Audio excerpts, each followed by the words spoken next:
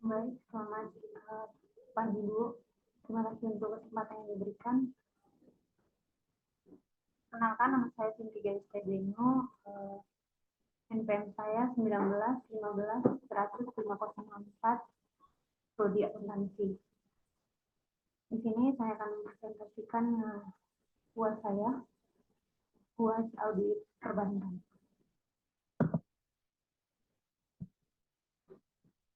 Yang pertama, yaitu produk-produk funding atau himpunan dana di bank syariah. Bank syariah memiliki cukup beragam produk untuk memberikan pelayanan kepada nasabah. Bahkan jika dibandingkan dengan bank konvensional, bank syariah lebih banyak produknya. Berikut adalah produk dan aktivitas penghimpunan dana di bank syariah. Yang pertama, simpanan. Yang kedua, investasi. Yang ketiga, penerbitan sertifikat deposito syariah. Dan yang keempat, pinjaman atau pembiayaan diterima.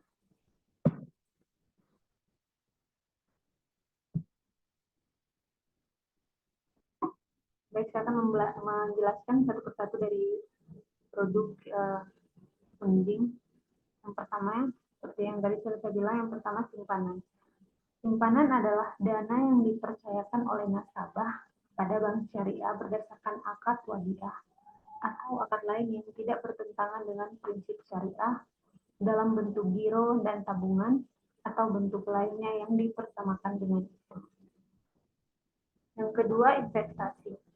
Investasi adalah dana yang dipercayakan oleh nasabah kepada bank syariah dan atau untuk UUS berdasarkan akad mudharabah atau akad lain yang tidak bertentangan dengan prinsip syariah dalam bentuk deposito, tabungan, giro, atau bentuk lainnya yang dipersamakan dengan itu. Yang ketiga, pinjaman atau pembiayaan diterima. Pinjaman atau pembiayaan diterima merupakan pinjaman atau pembiayaan bank syariah dari pihak ketiga, bukan bank baik dari dalam, pihak ketiga bukan bank baik dari dalam atau luar negeri. Tujuannya adalah untuk pengendalian likuiditas bank syariah. Yang keempat, penerbitan sertifikat deposito syariah. Sertifikat deposito syariah atau SDS merupakan simpanan dalam bentuk deposito yang sertifikat bukti penyimpanannya dapat dipindah tangan atau diperjualbelikan berdasarkan prinsip. Berikut mengenai produk-produk financing atau pembiayaan di bank syariah. Produk financing menurut tujuan. Yang pertama, pembiayaan modal kerja, yaitu pembiayaan yang dimaksudkan untuk mendapatkan modal dalam rangka pengembangan usaha. Yang kedua, pembiayaan investasi, yaitu pembiayaan yang dimaksudkan untuk melakukan investasi atau mengadakan barang konsumtif. Yang kedua, pembiayaan menurut jangka waktu. Pembiayaan menurut jangka waktu dibedakan menjadi yang pertama, pembiayaan jangka waktu pendek, yaitu pembiayaan yang dilakukan dengan waktu 1 bulan sampai dengan 1 tahun. Yang kedua, pembiayaan jangka menengah, yaitu pembiayaan yang dilakukan dengan waktu 1 tahun sampai dengan 5 tahun. Yang ketiga, pembiayaan jangka waktu panjang, yaitu pembiayaan yang dilakukan dengan waktu lebih dari 5 tahun. Berikut PSAK dan Fatwa DSM MUI produk pembiayaan. Pada PSAK 102, akuntansi murabah mengatur pengakuan pengukuran, penyajian, dan pengungkapan transaksi murabah. PSAK 102 diterapkan untuk yang pertama, lembaga keuangan syariah dan koperasi syariah yang melakukan transaksi murabah. baik sebagai penjual maupun pembeli. Yang kedua, pihak-pihak yang melakukan transaksi murabah dengan lembaga keuangan syariah atau koperasi syariah.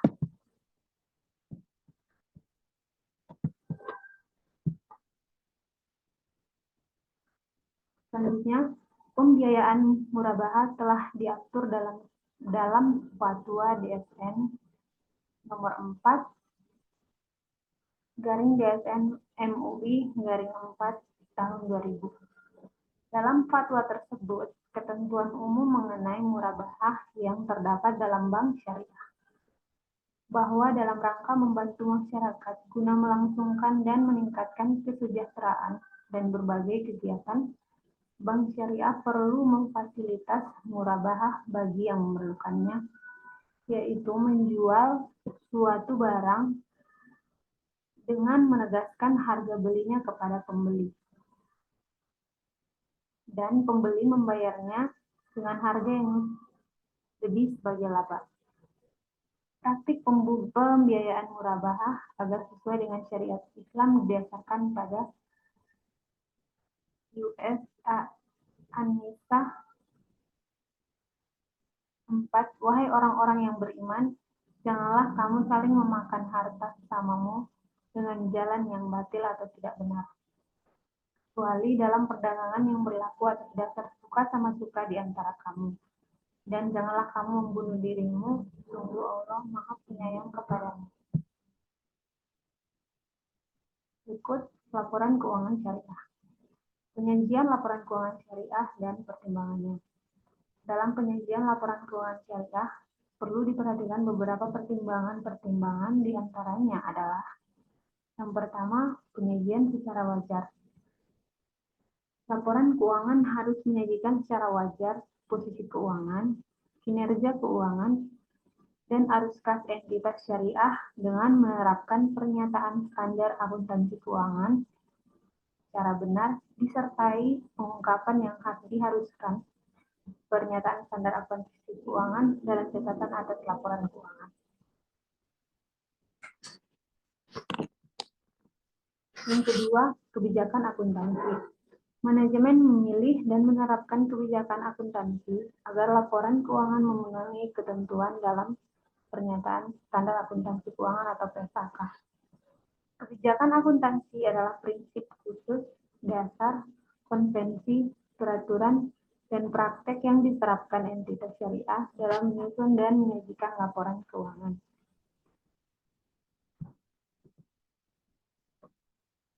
Yang berikut kelangsungan usaha.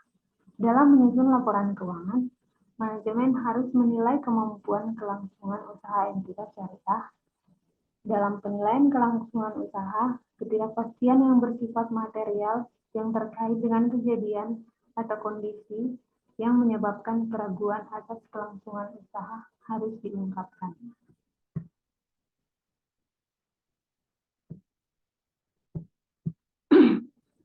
Yang berikut dasar akrual. Entitas syariah harus menyusun laporan keuangan atas dasar akrual atau akrual basis dalam penghitungan pembagian hasil usaha didasarkan pada pendapatan yang benar-benar terjadi atau cash basis. Yang kelima, konsistensi penyajian. Klasifikasi pos-pos dan penyajian laporan keuangan syariah antar periode harus konsisten, kecuali terjadi perubahan yang signifikan terhadap sifat operasi entitas atau perubahan penyajian akan menghasilkan penyajian yang lebih tepat atas suatu transaksi atau peristiwa. Atau perubahan tersebut dapat diperkenankan oleh pernyataan standar akuntansi atau interpretasi pernyataan standar akuntansi keuangan. Yang berikut, materialitas dan agregasi. Pos-pos yang material disajikan terpisah dari laporan keuangan, sedangkan yang tidak material digabungkan dengan jumlah yang memiliki sifat atau fungsi yang sejenis. Yang ketujuh, saling hapus atau offsetting. Aset kewajiban dana syariah temporer penghasilan dan beban disajikan secara terpisah, kecuali saling dihapus diperkenankan dalam pernyataan atau interpretasi standar akuntansi keuangan. Yang berikut nomor 8, informasi komparatif. Informasi komparatif antar periode membantu pemakai dalam mengambil keputusan, khususnya penilaian kecenderungan informasi keuangan untuk tujuan membuat prediksi. Berikutnya perbedaan keuangan bank syariah dan konvensional. Perbankan syariah adalah bank yang menjalankan kegiatan usaha berdasarkan prinsip syariah atau prinsip hukum Islam yang diatur dalam Fatwa Majelis Ulama Indonesia atau MUI. Dengan demikian, setelah aktivitas yang dilakukan pada bank syariah, baik penghimpunan dana maupun dalam rangka penyaluran dana, memberikan dan mengenakan imbalan atas dasar prinsip syariah, yakni jual beli dan bagi hasil. Sedangkan bank konvensional adalah bank yang menjalankan kegiatannya secara konvensional, mengacu pada kesepakatan nasional maupun internasional, serta berlandaskan hukum formil negara. Otoritas Jasa Keuangan atau OJK menjelaskan perbedaan bank syariah dan bank konvensional bahwa prinsip bank syariah yang diatur dalam Fatwa MUI seperti di dalamnya prinsip keadilan dan keseimbangan, kemaslahatan universal, serta tidak mengandung gharar, maisir, riba, zalim, dan objek yang haram. Undang-undang perbankan syariah juga mengamanahkan berdasarkan perbedaan bank syariah dan bank konvensional tadi.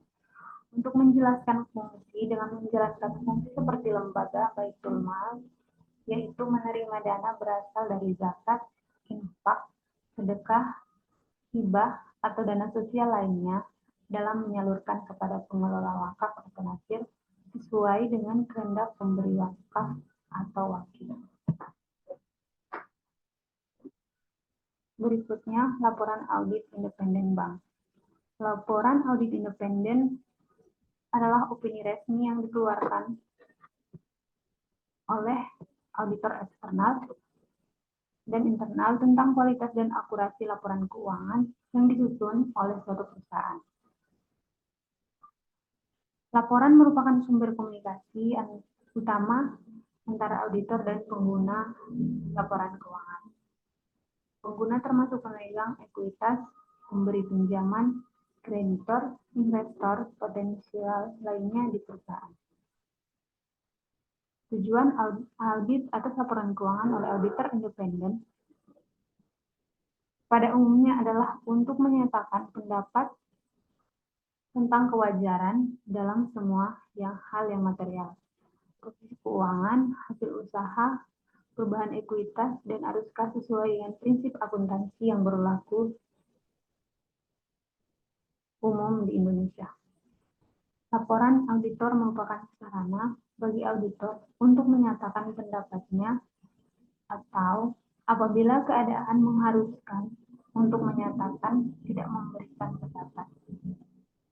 Baik dalam hal auditor menyatakan pendapat maupun menyatakan tidak memberikan pendapat, ia harus menyatakan apakah auditnya telah dilaksanakan berdasarkan standar auditing yang ditetapkan oleh IAI atau Ikatan Akuntan Indonesia.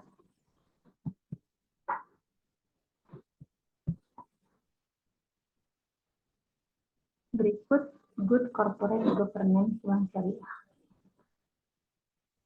Lembaga perbankan syariah untuk mendukung dan menerapkan Good Corporate Governance sebaiknya menerapkan juga prinsip-prinsip syariah seperti prinsip kejujuran, memberi pelajaran kepada masyarakat, rasa percaya, dan mengelola tata manajemen secara profesional. Pada prinsip sidik artinya, dalam mengelola manajemen secara profesional, pada prinsip pada prinsip sidik artinya dalam mengelola manajemen operasional bank syariah dilakukan dengan menjunjung tinggi nilai kejujuran dan menggunakan cara yang halal, tidak menggunakan cara yang subhat ataupun yang bersifat dilarang atau haram. Tablik dalam artian seluruh kegiatan operasional dilakukan dengan berkelanjutan. Artinya, diperlukan sosialisasi manfaat dari produk dan jasa perbankan syariah. Amanah berarti menjaga tata kelola manajemen operasional dengan hati-hati dan menjunjung tinggi nilai kejujuran. Manfaat prinsip amanah ini akan menimbulkan rasa percaya dari pihak nasabah terhadap bank syariah.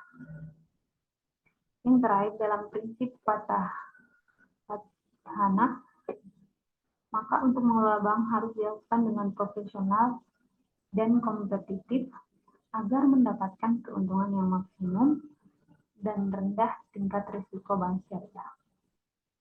Lembaga-lembaga yang mempunyai peran penting untuk mendukung penerapan prinsip GCG pada bank syariah adalah Dewan Syariah Nasional atau DSN, Dewan Pengawas Syariah atau DPS, Lembaga Mediasi Perbankan, Badan Arbitrasi Syariah Nasional atau Basyarnas, dan Pengadilan Agama yang sekarang memiliki kewenangan untuk memeriksa, memutuskan, dan menyelesaikan masalah atau sengketa pada bidang ekonomi syariah. Berikut perbedaan GCG antara bank syariah dan bank konvensional. Good corporate governance antara bank konvensional dengan bank syariah pada dasarnya adalah sama. Namun, yang menjadi pembeda di antara keduanya adalah adanya syariah compliance, yaitu kepatuhan kepada syariah.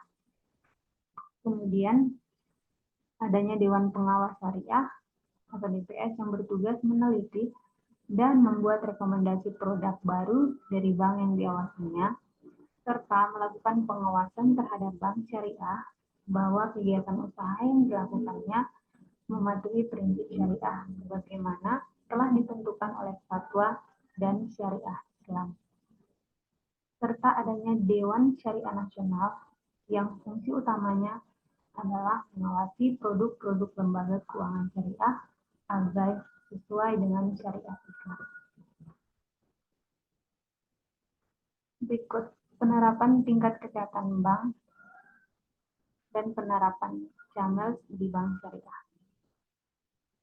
Metode CAMELS merupakan salah satu metode untuk menilai tingkat kesehatan bank secara kualitatif dan kuantitatif berdasarkan aspek yaitu kapital atau permodalan, aset atau kualitas aset, manajemen, earning atau rentabilitas, liquidity atau likuiditas, dan sensitivity of market atau sensitivitas pasar. Dalam penerapan CAMELS pada bank syariah tentu ada keterbatasannya, yaitu jika diperhatikan beberapa pemahaman tentang kesehatan bank dan bank syariah disimpulkan bahwa tidak ada perbedaan di antara kesehatan bank konvensional dan bank syariah. Begitu juga analisis penilaian kesehatan digunakan. Bank syariah dan bank konvensional sama-sama menggunakan analisis CAMELS.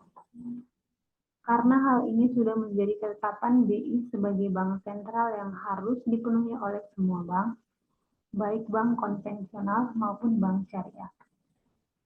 Analisis CAMELS untuk bank syariah dapat ditambahkan unsur komponen kinerja sosial bank syariah atau CAMELS.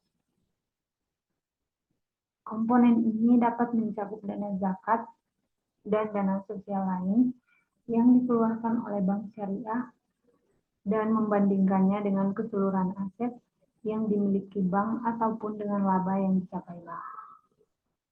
Lewat perbandingan ini, kita dapat melihat apakah kinerja sosial bank syariah tumbuh seiring pertumbuhan kemampuan finansialnya atau tidak. Jika kinerja sosial bank syariah tidak meningkat seiring peningkatan kemampuan finansialnya, Maka dapat dikatakan bahwa bank syariah masih setengah sehat karena belum memenuhi dua fungsinya secara sempurna. Memang benar bahwa masyarakat bersifat rasional.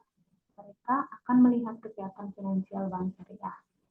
Tapi tidak bisa dipungkiri bahwa masyarakat juga menaruh harapan dan kepercayaan terhadap bank syariah yang dipandang berbeda dengan bank konvensional. Harapan dan kepercayaan tersebut akan kuat dan bertahan jika bank syariah tidak hanya memperhatikan kesehatan finansialnya, tetapi juga membenahi kesehatan sosialnya. Demikian presentasi dari saya. Sekian dan terima kasih.